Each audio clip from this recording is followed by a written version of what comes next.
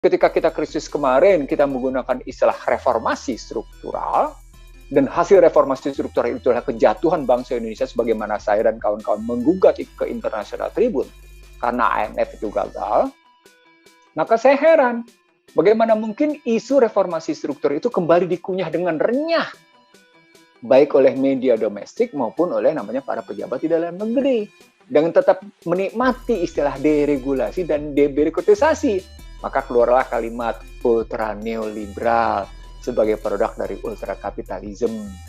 Nah kalau begitu, pertanyaan besarnya menjadi, apakah kita punya harapan ke depan? Karena dari aspek hulu itu kan simpulannya menjadi, dari aspek hulu itu kita sudah bermasalah.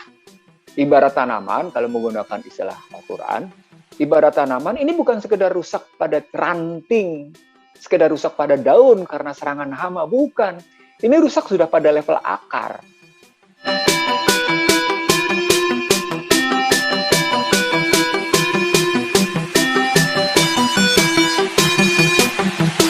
Rekan kita, Bapak Ihsanuddin Nursi, yang udah siap di ujung handphone untuk menyampaikan kebaikan-kebaikan buat kita semua. Pak Ihsanuddin Nursi, tolong jawab kegundahan kita. Apakah Indonesia yang adil dan makmur, yang rukun dan beradab, yang punya keadilan sosial, yang katanya musyawarah mufakat, yang katanya punya persatuan, yang katanya bertuhan, apakah masih ada di tahun depan? Saya persembahkan Bapak Ihsanuddin Nursi. Tafadhol. Terima kasih Ustadz Haikal Hasan. Sahib, Assalamualaikum warahmatullahi wabarakatuh. Waalaikumsalam Wabarakatuh. Terima kasih sekali lagi. Bismillahirrahmanirrahim. Alhamdulillahirrabbilalamin. Wassalatu wassalamu ala asrofil anbiya'i mursalin wa ala alihi wa sahbihi ajmain. Allahumma sholli ala Muhammad wa ala Muhammad. Bapak Ibu sekalian, kalau saya ditanya apakah tahun depan kita masih punya harapan, maka sepanjang matahari terbit dari timur dan terbenam di barat, sepanjang hayat masih dikandung badan, selama kekuatan nilai tidak tergusur, selama keyakinan masih dipegang, maka selama itu pula masih ada harapan. Jadi dalam bahasa saya, sisa-sisa waktu yang tersedia adalah pada hakikatnya sebuah harapan untuk tetap meniti kebaikan dan kebenaran. Itu yang pertama. Yang kedua, sebelum sampai titian akan kebaikan dan kebenaran itu, saya akan masuk ke dalam satu kondisi yang mungkin agak berbeda dengan kajian kebanyakan para ekonom di Indonesia. Saya tidak ingin terjebak ke dalam kajian-kajian yang sifatnya instrumentatif dan fungsional. Contoh sederhana soal besarnya anggaran pandemi, lalu atau bicara tentang besarnya anggaran infrastruktur, atau kita bicara tentang besarnya anggaran transfer ke daerah, gitu. Karena ujung dari APBN di negara manapun yang dikejar adalah 5 hal. Yang pertama, sampai seberapa jauh dia bisa menurunkan angka kemiskinan, dia bisa menurunkan angka pengangguran, dia bisa memperbaiki Gini rasio, dia bisa meningkatkan indeks pembangunan manusia, dia bisa meningkatkan bagaimana orang punya harapan hidup untuk jauh lebih baik. Mobilitas vertikal ekonomi makin jelas, dan itu ditandai dengan meningkatnya kelas menengah. Dan karena itu yang terakhir adalah, ini di sini menarik, sampai seberapa jauh bangsa ini makin punya harkat martabat. Bukan sekedar pada level regional, tapi level internasional. Dengan indikator seperti itu, maka APBN sejak Orde Baru hingga hari ini sesungguhnya APBN yang menyesakkan dada. Kenapa? Karena angka kemiskinan menurun, angka pengangguran menurun, Gini rasio nampaknya membaik, IPM kelihatannya meningkat, tapi harapan hidup pada banyak orang, seperti kita lihat, kita selalu digempur oleh proses pemiskinan struktural. Apa itu proses pemiskinan struktural? cost push inflation atau inflasi karena kenaikan harga-harga itu tidak pernah bisa dihindari. Nah, pada saat pembicaraan cost push inflation itu mengemuka, maka inflasi punya saudara kembar, dia punya saudara kandung. Saudara kandungnya adalah suku bunga acuan dan nilai tukar. Nah, ketika kita bicara nilai tukar, bayangkan kalau nilai tukar selalu berada di mendekati ambang batas psikologis. Berapa itu 15.000? Kalau kita bicara nilai tukar yang membatasi 15.000, maka suku bunga acuan menjadi masalah. Itu artinya secara moneter dan fiskal, bangsa ini selalu dengan mudah diombang-ambingkan. Bangsa ini terlampau mudah untuk divolatilekan istilahnya, digonjang-ganjingkan. Nah, dari sanalah saya berpendapat bahwa sesungguhnya perekonomian rapuh. Nah, ketika perekonomian rapuh, dalam bahasa kerennya saya menyebut, tidak pernah terjadi fundamental makro Indonesia itu kokoh. Sejak saya di DPR sampai dengan hari ini, sesungguhnya yang terjadi adalah fundamental makroekonomi kita rapuh. Karena fundamental ekonomi makro rapuh, maka sesungguhnya kita tidak pernah naik kelas. Dan karena itu kita tidak pernah menunjukkan satu harkat martabat bangsa yang punya posisi tawar demikian baik di panggung regional maupun di panggung internasional. Jadi jangan bangga kalau misalnya kita dapat kesempatan G20. Karena G20 cuma sekedar forum ngobrol-ngobrol, istilah saya. Ngobrol kanan kiri, lalu punya semacam komunike bersama, komunikasi bersamanya sangat tergantung pada G7. G7 sangat tergantung pada G4. Siapa G7? OECD. Siapa OECD berikutnya? Ya 4. Special drawing right itu gitu. Jadi diukurnya kalau dilihat itu. Maka saya tidak terperangkap ke dalam kajian orang-orang yang sibuk dengan alokasi anggaran, tapi tidak menariknya ke dalam kerangka strategis dan nilai. Itu yang kedua. Yang ketiga, kita ngelihat sekarang misalnya angka hutang yang sudah 6.717 triliun, dan tahun depan diperkirakan meningkat menembus sampai dengan 10.000 triliun. Banyak kata orang. Dan pernah ada asumsi jika pertumbuhan ekonomi 7%, maka hutang 10.000 triliun itu nggak masalah. Terus terang saya sangat berbeda dengan kajian itu. Dan ketika Sri Mulyani sebagai Menteri Keuangan menyatakan bahwa utang kita masih tetap dalam level aman, saya bertanya balik, minimal pada 5 hal pertanyaan saya. Dari mana kita menghasilkan dolar, dan apa bentuknya, gitu. Lalu kemudian kenapa kita suka meminjam dolar, yang kita tidak tahu basis dolar itu apa. Lalu mereka menjawab, oh iya, selama masih di bawah 30%, 60% terhadap utang terhadap PDB, ya nggak apa-apa. Makanya sekarang utang terhadap PDB 38,45. Padahal kalau kita lihat RPJMN, mereka hanya bergerak menargetkan 29 sampai dengan 31%. Dolar dihasilkan dari barang mentah, lalu kemudian utang terhadap PDB terus meningkat. Yang kedua. Yang ketiga, sumber daya produksi tidak kita kuasai, tidak dikuasai oleh domestik. Yang ketiga. Yang keempat, surplus ekonomi nasional itu selalu dibawa keluar, dan itu nampak dari bagaimana defisit di APBN, bagaimana balance keseimbangan primer itu terus menunjukkan untuk bayar bunga kita harus meminjam kembali. Itu hal yang berikutnya. Hal yang nampak juga terlihat dari neraca pembayaran yang negatif. Neraca pembayaran negatif sampai-sampai disebut oleh sebuah media mengatasi neraca pembayaran menjadi positif, turunin malaikat dari mana gitu. Nah, hal yang kelima adalah bisa terlihat dari bagaimana OECD menuding rendahnya tax ratio, bagaimana Moody's Pur menuding buruknya pendapatan dalam negeri, dan akhirnya mengeluarkan lagi kebijakan tax amnesty yang menunjukkan sesungguhnya target tax ratio yang ditempatkan 20 sampai dengan 24 itu gagal. Mereka merancang 11,7% sampai dengan 12,5%. Dan karena mereka tidak pernah capai, maka mereka menggagas tax amnesty.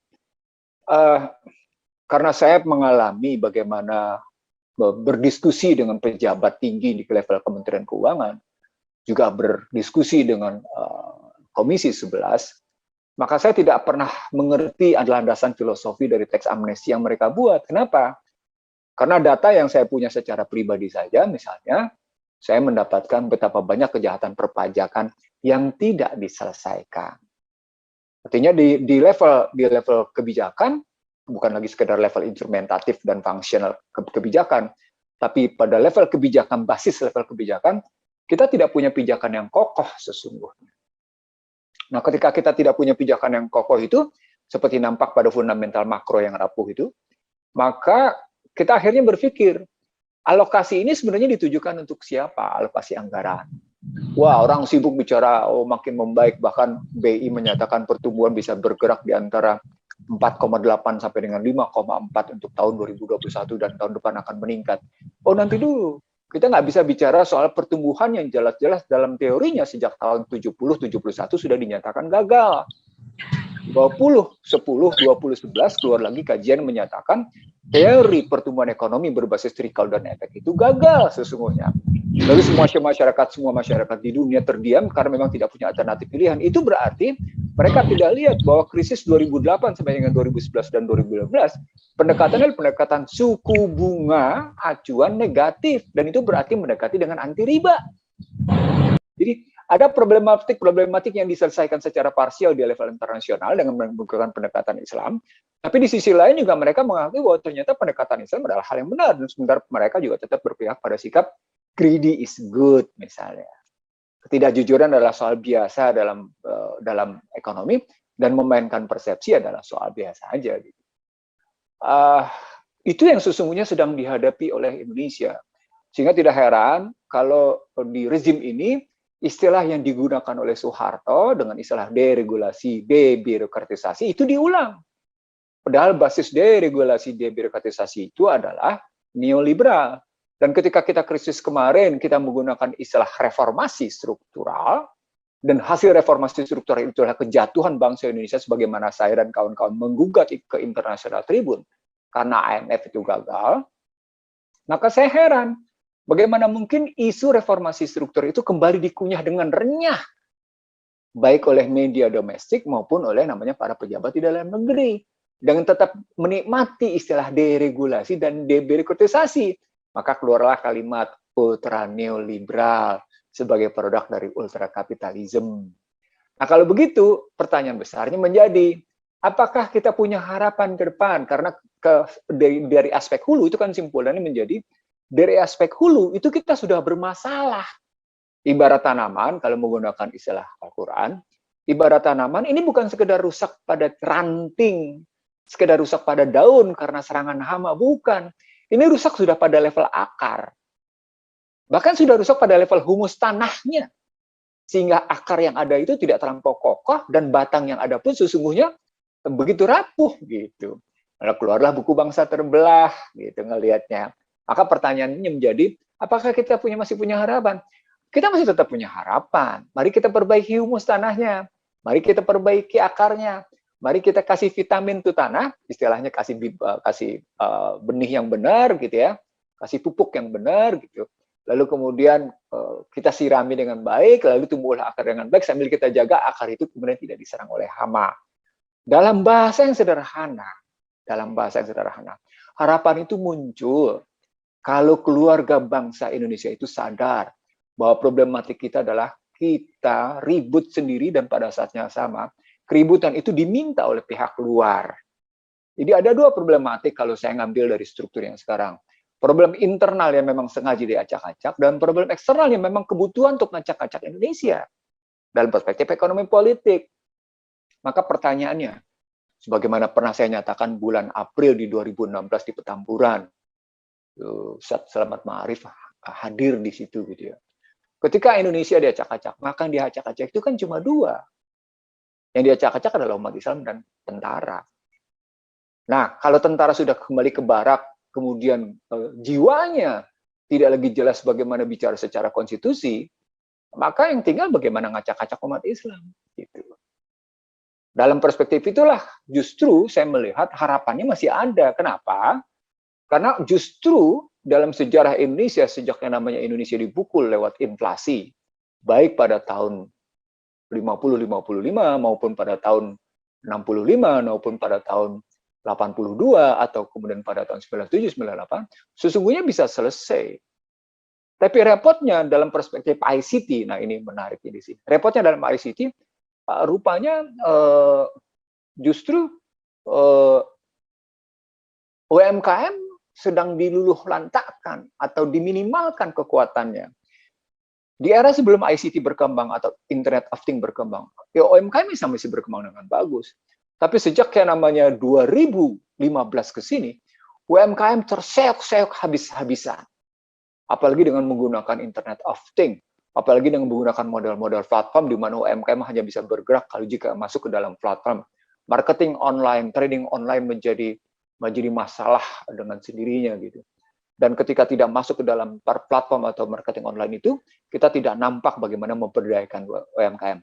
Pada saat yang sama, saya pribadi gitu, tidak melihat apakah UMKM itu memang diberdayagunakan dalam perspektif persaingan yang sudah demikian bebas. Bapak Ibu sekalian, ketika Obama jatuh, konsep Partai Demokrat tentang Trans-Pacific Partnership itu seakan-akan hapus untuk kawasan Asia Pasifik. Untuk kawasan Atlantik Utara, Trade Investment and Partnership itu juga rontok. Tapi ternyata Demokrat tidak diam. Demokrat tetap melanjutkan di bawah sebelum Joe Biden berkembang dengan nama Regional Cooperation Economic Partnership sebagai kata ganti dari TPP. Motifnya tetap adalah pembentukan blok perekonomian, dan di balik blok perekonomian itu konstruksi bangunan konstruksinya bisnis level internasional regional tidak lagi dalam perspektif masuk ke negara. Negara cuma sekedar shelter gitu. Berikutnya kan mereka langsung dengan bisnis langsung ke masyarakat. Contoh yang paling sederhana adalah vaksin.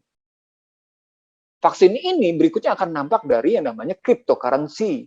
Nah, kalau kita sudah bicara vaksin sebagai jembatan untuk masuk ke cryptocurrency, maka pertanyaan besarnya adalah bagaimana peran negara menghadapi situasi ini? Saya terus terang, saya tidak sedang menebar kekhawatiran gitu ya. Tapi saya justru sedang berbagi bagaimana mengatasi persoalan. Hingga hari ini kita tahu, belum lama ini muncul lagi isu redenominasi. 1.000 menjadi 1 rupiah. Pada saat yang sama kita tidak pernah tahu harga rupiah. Maka pertanyaan besarnya, jika tesisnya mata uang yang kuat adalah membuktikan perekonomian yang kuat, dan sebaliknya berarti mata uang yang lemah membuktikan perekonomian satu bangsa yang lemah, tidakkah redenominasi 1.000 rupiah menjadi 1 rupiah itu menggambarkan ekonomi kita rapuh? Dan saat kerapuhan itu muncul, kita tidak pernah tahu level kerapuhan kita itu tidak ada, kita tidak jelas. Kenapa? Karena harga rupiah tidak jelas. Itu karenanya di baliknya sekarang ada 2 RUU paling tidak yang saya tahu. RUU tentang harga mata uang rupiah dan RUU tentang redenominasi. Fiskal dan moneter sudah saya sampaikan, hulu problem itu sudah saya sampaikan, maka pertanyaan besarnya menjadi harapan apa dong yang kita punya? UMKM juga sudah dalam posisi terseok-seok. Anda lihat bagaimana orang punya kesulitan pendapatan dan yang bahkan UMKM sudah disasar pajak. Di tengah yang namanya perpajakan sesungguhnya tidak memberikan rasa keadilan. Harapannya tetap ada. Kekuatan masyarakat itu sesungguhnya kalau kita lihat dari bagaimana cerita masyarakat di Sumatera Utara yang melakukan pembinaan dari kelompoknya sendiri, dan kemudian cerita kelompok masyarakat lain yang melakukan pembinaan masyarakat sendiri, maka kelihatan ternyata konsep ekonomi Islam itu yang menjadi jawaban. Saya ngambil contoh bagaimana Swiss dan Jepang memberlakukan tingkat suku bunga acuan negatif. Itu adalah anti riba. Dan ternyata mereka menyelesaikan dengan baik. Begitu juga ketika Amerika menerapkan satu kebijakan, misalnya dengan tingkat suku bunga mendekati 0, zero interest rate policy. Dan bayangkan bagaimana Biden dalam wawancara saya dengan Voice of America, dalam upaya mengatasi problematik tingkat ketimpangan dengan kanker stadium 4 dan tingkat rasialisme dengan kanker stadium 4 itu dengan biaya triliunan US dollar. Padahal isunya pada 2015 adalah ethic in action, dan kemudian problematiknya polarisasi sosial. Polarisasi sosial itu disebut sebagai ketimpangan Sementara etik in action itu sebenarnya karena pertarungan bisnis yang Cina yang mengalahkan Barat. Dan pada posisi seperti itu Indonesia tidak jelas ada di mana. Maka balik-baliknya lagi ternyata pada level nasional we are in the middle of nowhere. Itu problematiknya di bangsa. Lalu kemudian pada level komunitas gimana? Nah, harapannya saya terus terang, saya kalau situasi kayak gini dengan sistem yang salah, artinya hulunya salah, maka harapannya bukan lagi pada level nasional, bukan lagi pada level sosial, tapi pada level komunitas. Kalau kita memperbaiki yang namanya level sosial dan level nasional, maka kita mesti perbaiki hulunya. Kalau kita ingin memperbaiki hulunya, maka mesti perbaiki paradigmatiknya. Kalau kita ingin memperbaiki paradigmatiknya, suka tidak suka, setuju tidak setuju, penuhi sumpah jabatan itu. Nah, tanpa memenuhi sumpah jabatan, Anda cuma sekedar kaum munafik. Adalah orang-orang yang tidak pernah megang sesungguhnya amanah konstitusi. Dan kalau Anda tidak megang amanah konstitusi, tunggulah kehancurannya.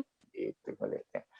Jadi tetap ada harapan, tapi level harapannya bukan pada level sosial dan nasional, pada level komunitas ke bawah. Demikian Ustadz Haikal Hasan dan kawan-kawan. Terima kasih, saya sudah dikasih kesempatan. Assalamualaikum warahmatullahi wabarakatuh. Assalamualaikum warahmatullahi wabarakatuh. Bang Iksan, kita stop di sini, Pak. Ya, sini aja, kiri. Bang Iksan dan saya boleh nggak nih sedikit bertanya dengan Bang Iksan sebelum dipindah ke Kiai Muhyiddin? Boleh. Saya setuju. Boleh, silakan. Boleh, sip. Ya. Sebentar, Bang Iksan. Tadi ada satu kalimat yang menurut saya harus diperjelas. Ya. Ini saya sampai parkir ini, saking seriusnya. Alhamdulillah. Insyaallah Haikal Hasan. Di zaman Pak Harto ada debirokratisasi dan pada waktu itu ya. Deregulasi juga. Yang pada waktu itu dikatakan liberalisme mulai dan sekarang neoliberal. Sekarang dilakukan lagi. Yeah. Nah, seolah kita menangkap ini kagak ada positifnya sama sekali nih urusan debirokratisasi. Bukankah ini memangkas pungutan dari meja ke meja begitu loh kalau zaman dulu ya. Nah, bagaimana pendapat? Tolong sekali lagi dijelaskan kepada pemirsa Bang Iksan. Ada perbedaan mendasar antara persoalan pendekatan birokrasi dengan pendekatan neoliberal. Pendekatan neoliberal itu mendasarkan minimal pada 3 hal. Yang pertama, disiplin fiskal. Apa itu disiplin fiskal? Belanja APBN dibatasi untuk belanja modal sosial. Jadi tidak belanja modal yang statusnya bangunan infrastruktur. Jadi silahkan pembangunan kesehatan, pembangunan pendidikan, pembangunan yang menyangkut kebutuhan sosial itu diserahkan ke swasta. Lalu kalau sudah terjadi, harus diliberalisasi, harus diprivatisasi. Dan kalau belum, itu diberikan kepada swasta. Muncullah istilah public partnership program atau kerjasama korporasi dengan pemerintah. Itu mulai muncul di era Soeharto. Jadi kalau pertanyaan berikutnya, apa tidak ada baiknya? Ada baiknya karena justru kita diajarkan untuk memilah mana hajat hidup orang banyak, public goods, public services, mana commercial good, mana commercial services. Aneh bin ajaib, Indonesia tanpa memilah public good, public services dengan commercial good dan commercial services, langsung kejebur di neoliberal. Asik kan? Sedap di situ. Lalu apa relasinya dengan yang namanya birokrasi? Masih beredar video Pak Harto berkata bahwa saya menirukan gaya bahasa Pak Harto begini. Itu untuk bertani mereka hanya boleh untuk menyediakan bibitnya saja, gitu kan? Atau untuk pertanian, peternakan, beliau bilang begini. Itu para pengusaha besar hanya boleh untuk menyuplai telurnya saja, ya. Tapi untuk membesarkannya tidak boleh. Kita harus serahkan kepada para petani-petani, harus serahkan kepada peternak-peternak. Gimana gitu Pak Iksan? Hebat Haikal Hasan, luar biasa. Selain gaya bahasanya persis, istilahnya pun tepat, luar biasa, alhamdulillah. Jadi itu artinya dipilah. Dipilah mana wilayah public good, public services, mana yang commercial good, mana yang commercial services, mana yang kuasi. Itu artinya begitu. Jadi jadi begini. Kenapa saya menggunakan istilah ekonomi konstitusi, Ustaz Haikal Hasan dan kawan-kawan sekalian?